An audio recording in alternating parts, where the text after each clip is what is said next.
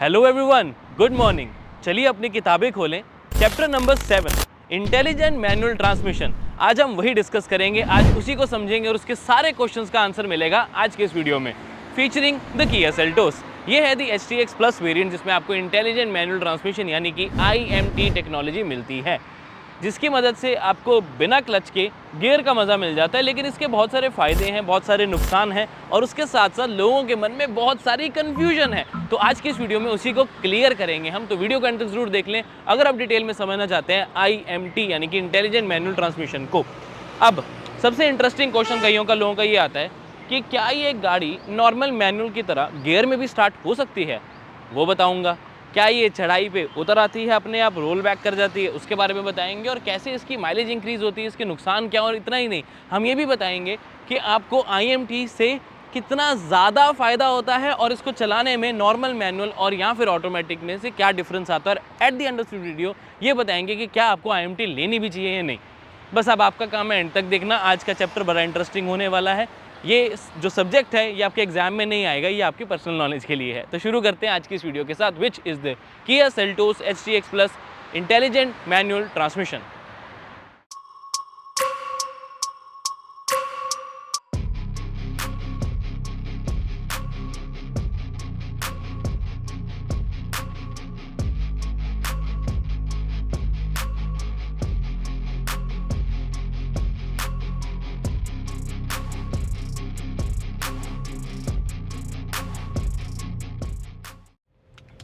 IMT intelligent manual transmission एक ऐसी transmission है जो कि बिल्कुल एक स्वीट स्पॉट का काम करती है कि हमें फन टू ड्राइव एलिमेंट देती है मैनुअल का, कन्वीनियंस देती है ऑटोमेटिक की। लेकिन मैनुअल और ऑटोमेटिक दोनों के नुकसान भी अपने साथ लेकर आती है, जो हम डिस्कस करेंगे। बट IMT का देखो सबसे अच्छा बेनिफिट होता है सिटी में, इसलिए हम इसे अब शहर में चला रहे हैं ताकि आपको अच्छे से एक्सप्लेन कर सकें। कुछ क्वेश्चंस होते हैं लोगों को IMT को लेकर, उसके बारे में आंसर्स देते रहेंगे साथ साथ आपको। तो फर्स्ट ऑफ ऑल सबसे पहला ये है कि शहर में कितना इसका फ़ायदा होता है। मैं कहूँगा बहुत फ़ायदा होता है। उसका रीज़न ये है कि आप जब गाड़ी चलाते हो ना, आपका हाथ उतना नहीं थकता जितना आपका पैर थकता है। तो पैर ना थके उसके लिए कंपनी ने कहा क्लच आपको प्रेस करने की ज़रूरत नहीं, वो हम करेंगे। तो उन्होंने एक एक्चुएटर बीच में फिट कर दिया जिसका बेसिकली क्लच वगैरह वाला काम होता है, बस आप नहीं क्लच दबा रहे हो। ऐसा नहीं होता कि इसमें गियर नहीं होते, तो गियर प्रॉपर है, क्लच प्रॉपर है, बस क्लच का काम जो है वो एक नीचे और कोई पर्सन बैठा है वो कर रहा है आपके लिए, ठीक है ना। तो उसी के आप एक्स्ट्रा पे करते हो थोड़ा सा।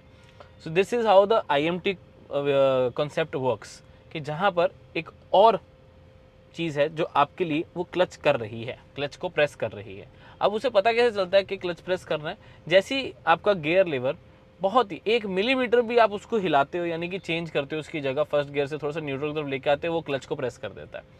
और चलाने का तरीका अलग कुछ नहीं है, बिल्कुल वैसे ही जैसे आप एक मैनुअल को चलाते हो, यानी कि जब आपको ओवरटेक कर रहे हो या आप गियर स्विच कर रहे हो, जब आप ओवरटेक करते हुए गियर स्विच कर रहे हो तो आपको थोड़ा सा रेस से पैर हटाना पड़ता है, नहीं तो वो आवाज़ वैसी ही आएगा जैसे आप अगर क्लच दबाकर लेकिन रेस को दबाते हुए गियर बदलते हो तो इंजन की आवाज़ जो आती है वो तो आएगी ही आएगी।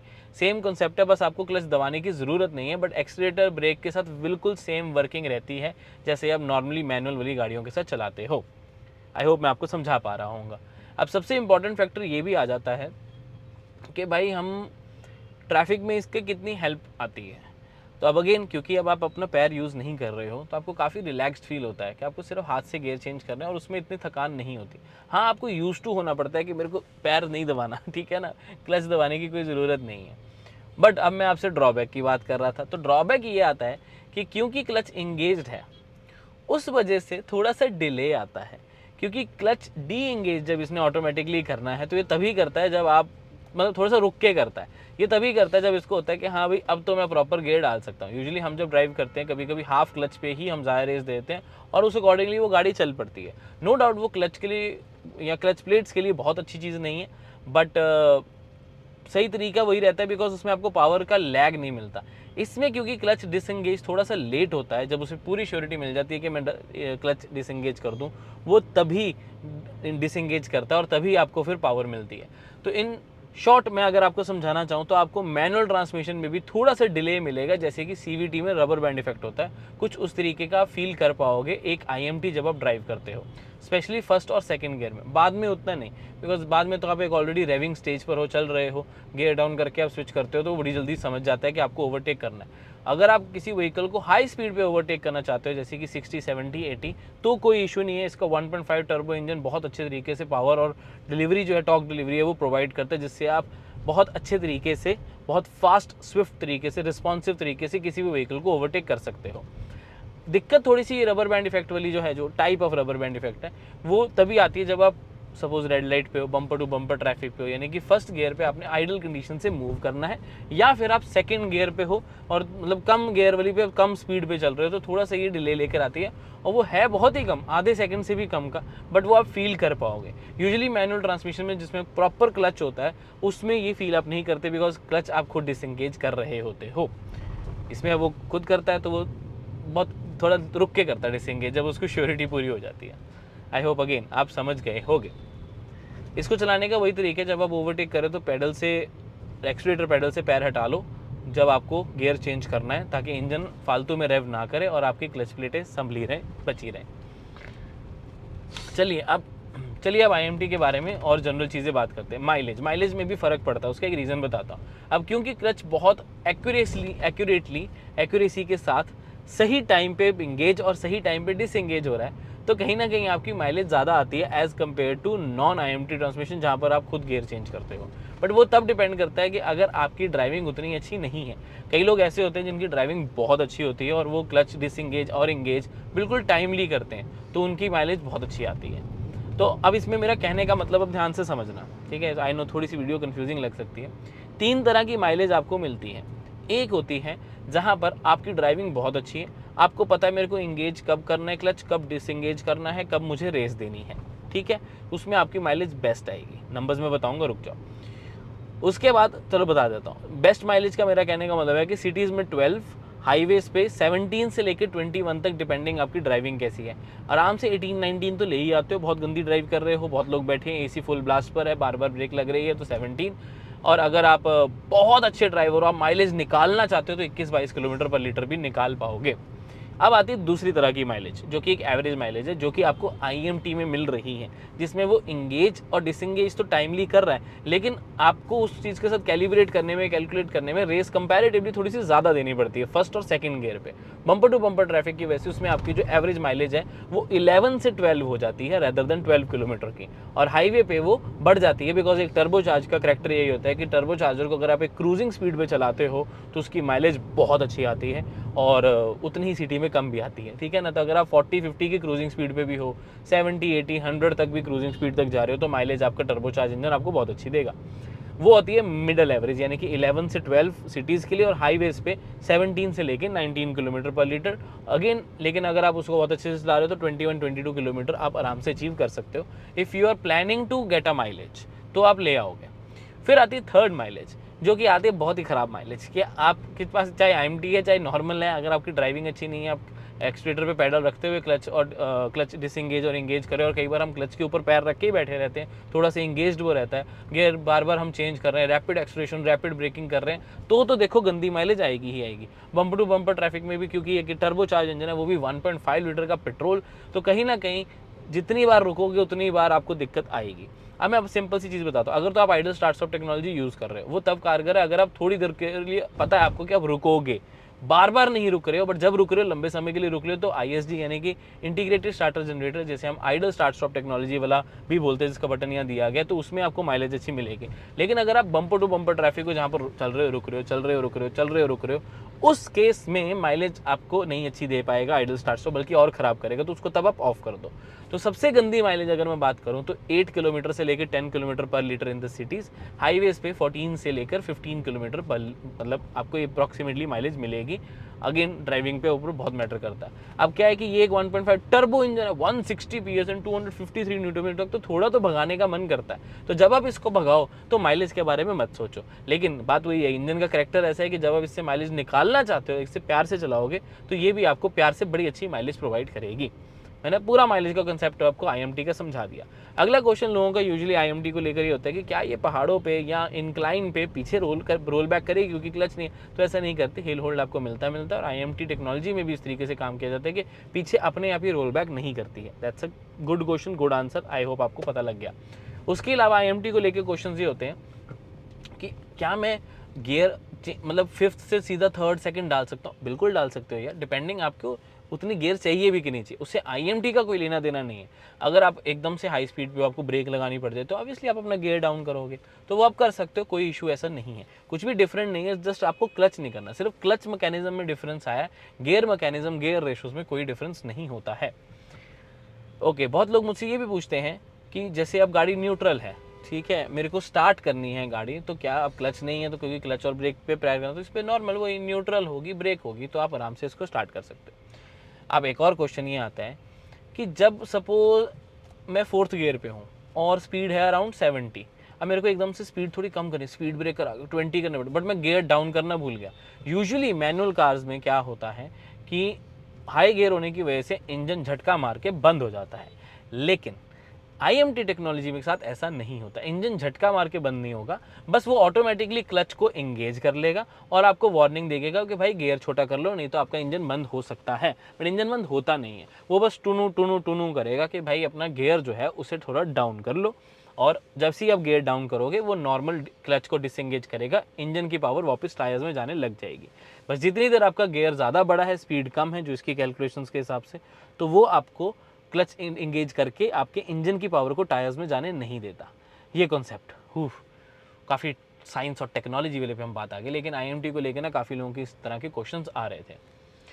एक और चीज़ बताना चाहूँगा कि जब आपको गियर पोजीशन इंडिकेटर आता है सामने, दो तरह के गियर पोजीशन इंडिकेटर होते हैं। एक होता है कि बस गियर जो है अपना बढ़ा लो या घटा लो, इसमें सिर्फ ऐसा नहीं होता, वो तो बताता है, ये आपके लिए बेस्ट गियर भी बताता है। फॉर एग्जाम्पल, अगर मैं सेकंड गियर पे हूँ और मेरे को अब मैं ज़्यादा तेज़ चला रहा हूँ इसको, तो ये नहीं कि मेरे को कहेगा कि सेकंड से थर्ड करो, ये बोलेगा सेकंड से फोर्थ या फिफ्थ करो, तो ये भी गियर स्किप करके आपको बेस्ट गियर बता देता है कि आपको ये वाला गियर रखना चाहिए। सेम गोज वाइस वर्सा, यानी कि अगर मैं फोर्थ गियर पे हूँ, कम करने को कहेगा तो वो भी दिखाएगा और साथ के साथ गियर डाउन करने की नोटिफिकेशन भी देगा, क्योंकि तब तक ये इंजन की पावर को टायर्स में नहीं लेके जा रहा है।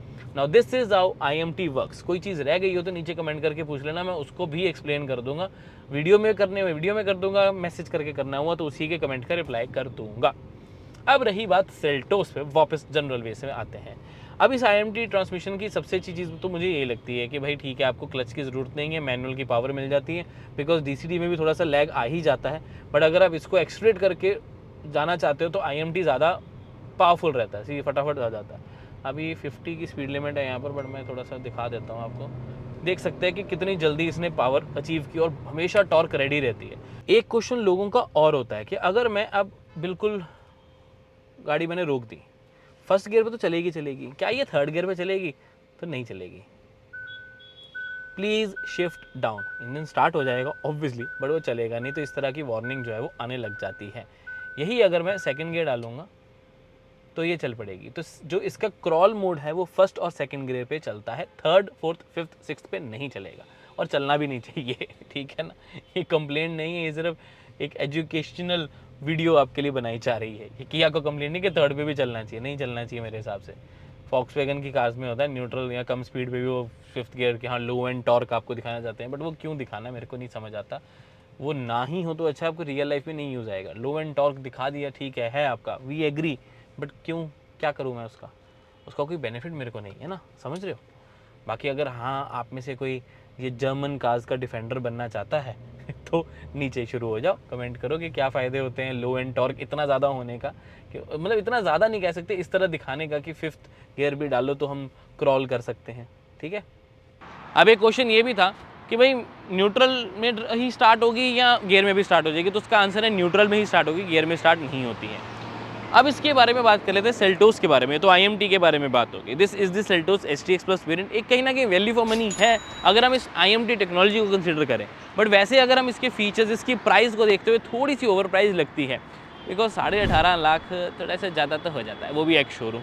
लेकिन फीचर्स की बात करें तब आपको 6 airbags, ABS, CVT, reverse parking sensors और आपको प्रॉपर सेफ्टी फीचर्स और भी बहुत सारे मिल जाते हैं। रिवर्स कैमरा मिल जाता है, 17 इंचेस के अलॉय व्हील्स हैं, क्रोम नर्लिंग, LED लाइट्स, और इंटीरियर में भी एक्सक्लूसिव टैन कलर आपको मिलता है जो कि दिखने में काफ़ी अच्छा लगता है।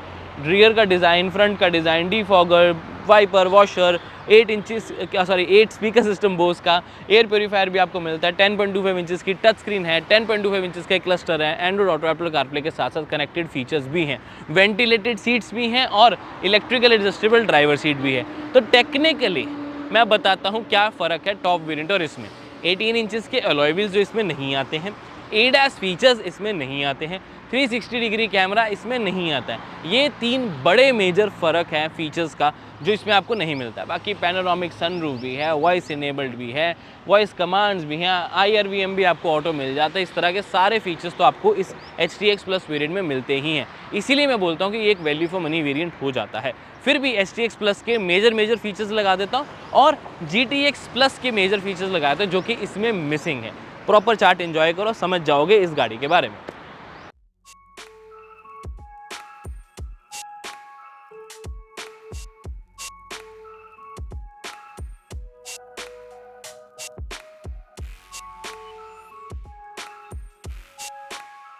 अब परफॉर्मेंस और माइलेज के अलावा गाड़ी के बारे में कुछ और चीज़ें भी तो बता दी जाए।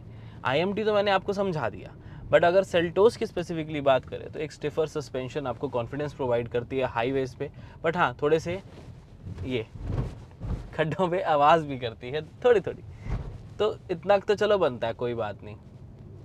क्या यार, लोग सामने ही आ जाते हैं बिल्कुल प्रॉपर्टी बेचने के लिए। लेट जाऊंगा मैं मेरे से प्रॉपर्टी ले लो।